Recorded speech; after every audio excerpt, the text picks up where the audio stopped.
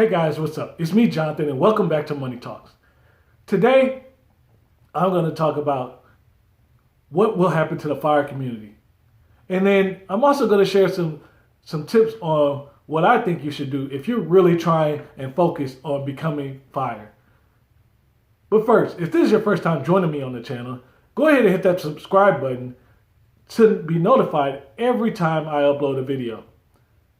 Now, many of you who have been following the personal finance journey and been looking at ways to really maximize your income and grow wealth, you probably would have stumbled on a community of people called FIRE. And FIRE stands for Financial Independence, Retire Early. This group of individuals really started to boom about 20 years ago. And the idea is that they didn't believe that you had to actually wait till you're 65 to retire. Instead, what these people focus on was they looked at their needs and they determined, hey, I only need to live off $20,000 a year, or I only need to live off $30,000 a year. That's all I need. So what they did was they took 20,000 or 30,000 and they multiplied it by 25, and then that became the amount that they needed to invest. And by investing and having that amount in their portfolio and withdrawing at about a 4% or following the 4% rule of withdrawal, or if they really want to be safe, 3 to 3.5%, they would ensure that they never really had to go back to work again for that amount of money, that their money would never run out.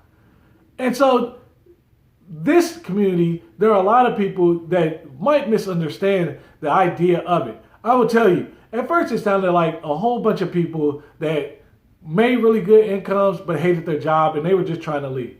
But the real idea of this FIRE community is financial independence is an actual number, and it's different for many different people. There are some people who, yes, they are looking to leave the workforce and they are trying to work more into their passion. But then there's a great piece of this community that they love their job. They just want that financial independence option, meaning they don't have to be concerned about their finances in the future. They don't have to be concerned about their wealth. And for those individuals, they reach that number, they really focus and reach that number, but then everything after that becomes just an option for them. Some continue to work even though they hit fire. Some go on to do other projects. Some start to stay back. Whatever the case may be, that's what they focus on to get to fire. Now, I will tell you, yes, when you think about, hey, I'm going to live off my investments, and then you think about the current economic condition where the stock market is really taking a hit. So not only retirees, but fire people or people who are about to become fire, you have to realize, yes, that the current environment does change some things for them. So if they're in currently fire and they've already retired and moved on to other things, well, you really have to think, are they prepared? Do they have to go back to work? Well, part of retiring is you should have an emergency fund, but your emergency fund won't be 6 months like normal. It will probably be 1, 2, and even really save 3 years of savings that you have to live during this time. And that's a big idea and big piece of how people actually get and stay healthy in retirement, because the market does have downswings and the market does go up and down. So you have to be prepared for those downturns. And one way to do that is to have cash to weather that storm. So if they don't have cash and their investments are really cut at this point, then they have to start to look at, okay, what is going to be my initiative? How am I going to get through this particular segment? So what I will say is that there are very key things that this fire community really focused on, and actually it's become strengths for them in a time such as this. And that is, number one, these people are extremely frugal. And not cheap, but frugal in the sense that they try to stretch every dollar that they have, and they really start to focus on how can they get their expenses lower.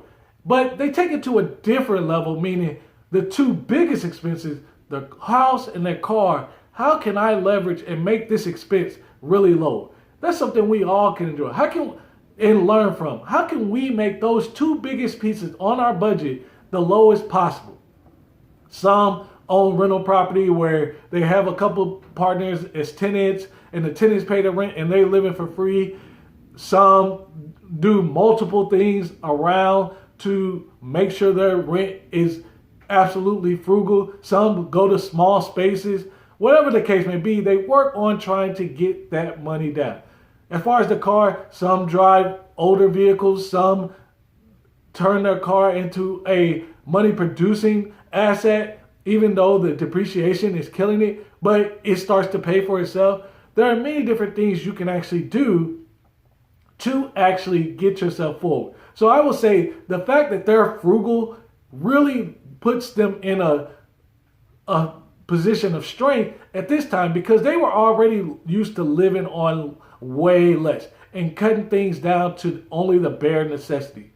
The second piece is they understand the stock market. They are in tune with the stock market and they're educated, not all the time where that's all they do is look at the stock market, but they're educated enough that they could see and start to prepare, hey, I need to be prepared for this actual downturn and what things may happen. So I would venture to say, though it may look different, some have emergency funds, some don't.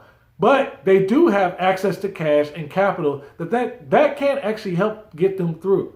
So if someone was about to become fire, yes, this current situation would put that time off a bit. If someone's in fire right now, that is going to cause them not to necessarily freak out and have to necessarily go back to work, but they would have to adjust. Some may be cash. Some may do temporary work or something simple that they can just generate some cash flow to get them through this time. But needless to say, I don't think this current situation will have a ripple effect on the actual fire community. In fact, I think the fire community and its behaviors may become a little bit more popularized because then it starts to tell people everyone's already questioned their company. Everyone already questioned their current situation. And again, like I've said in previous videos, it is truly sad that all of this financial stress has just become a worldwide epidemic. But it can actually be a true realization to help you realize, hey, maybe I'm not making the best decisions as possible. Maybe there's ways that I can actually put myself in a position financially that when these downturns occur, and as long as we're in credit, that cycle, well, there will be downturns. That is part of our economic cycle. So when these downturns occur, no matter the brevity of the circumstances, I can control and I can be on top of what's going on in my house. Yeah, I can have a nice car without having the car note. Yes, I can. If I just had the mortgage, that would just simplify my whole financial situation.